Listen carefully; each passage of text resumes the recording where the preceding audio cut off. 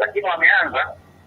Tumeambiwa kuna trilioni 1 kutokea Marekani na zaidi tumenyimwa.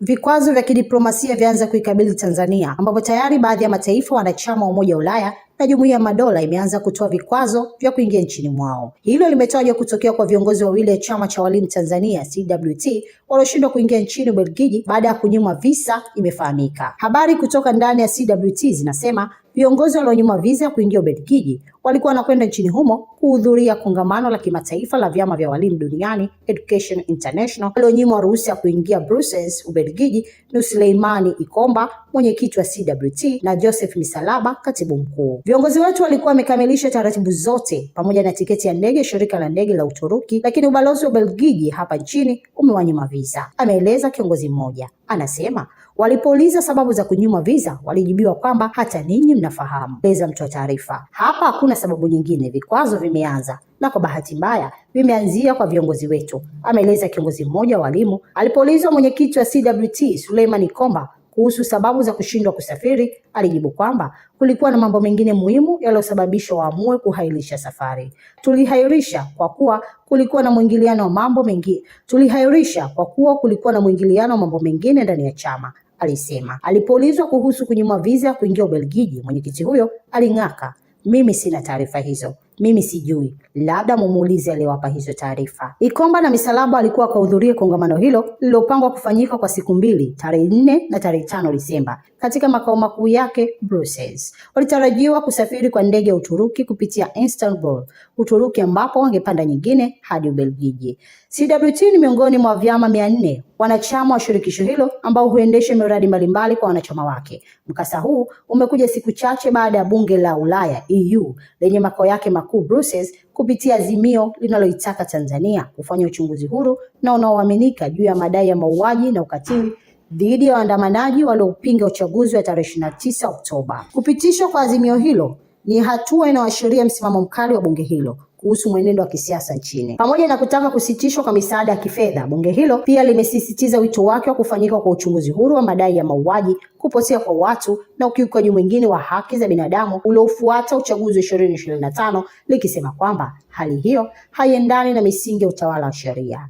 Aidha, bunge la Ulaya limetaka kuachiwa huru kwa kiongozi wa upinzani Tundu Lissu anayeshtakiwa kwa uhaini. Kwa miaka mingi, EU imekuwa mmoja wa wadau wakubwa wa maendeleo na wafadhili nchini, ikifadhili sekta za utawala bora, nishati, kilimo, miji, haki za binadamu na mageuzi ya kiuchumi. Mamilioni ya euro yamekuwa yakiingia kupitia miradi ya moja kwa moja ya serikali na kupitia asasi za kiraia. Nayo serikali ya Marekani ilitangaza wiki iliyopita kuangalia upya uhusiano wake na Tanzania. Taarifa iliyotolewa na ubalozi wa Marekani jijini Dar es Salaam ilieleza kuwa licha ya uhusiano wa muda mrefu na serikali, lakini kutokana na mauaji ya raia wengi wakati wa uchaguzi, itatathmini upya uhusiano huo. Iliongeza, matukio yanayoendelea kufanywa na serikali ya kukandamiza uhuru wa dini na uhuru wa kujieleza, kuwepo kwa vikwazo vya mara kwa mara dhidi ya uwekezaji wa Marekani na ukatili dhidi ya raia kabla na baada ya uchaguzi ni mambo yanayotufanya kutathmini upya uhusiano wetu.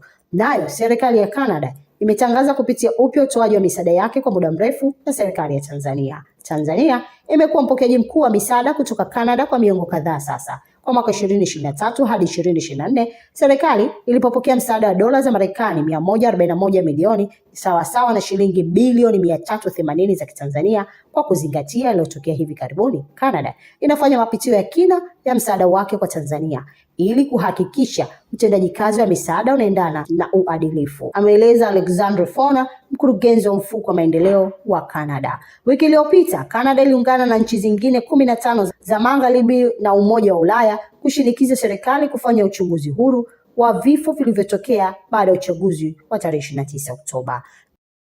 Na baadhi ya wachambuzi ambao wamezungumzia kwa kina swala hili. Hivi vikwazo hata wanapovileta wanaoumia sana ni wananchi wa kawaida, tena wale wa hali ya chini, na zaidi pia ni wale wa chini zaidi, kwa sababu ndio chama cha walimu wanaenda Ubelgiji kwa kujifunza, kwa kubadilisha mazingira, na walimu wetu hawatoi kozi kila siku yale. Kwa hiyo wanapopata nafasi kama hizo wanakuja kutufundishia watoto wetu naona wanapata wananyimwa. Maanake wanaumia kwanza wale walimu wangeenda, wangepewa posho, wangepata akili mpya. Walimu ni watu wa kawaida kabisa, huwezi kumkuta mawaziri au wabunge wanaokula keki ya taifa ni walimu.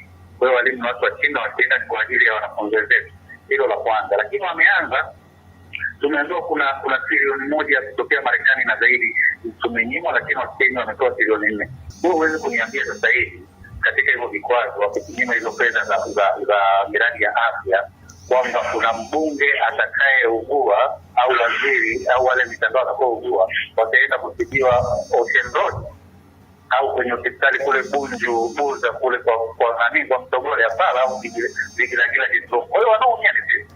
Tulitamani kama hivi vikwazo vinawekwa watu wawekee, na mimi hili ni ombi langu mimi kwa hao mapapa Umoja wa Mataifa, kama ni vikwazo wangeanza kama ile Machito walinyima kwenda Marekani, wawazuie mawaziri wote kwenda nje, wawazuie mawaziri wote kuhifadhi fedha nje, wawekee viongozi mmoja mmoja wale ambao wanatawala waende moja kwa moja kwa wale viongozi wakubwa, kwa sababu wakisema vikwazo katika nchi wanatumiza.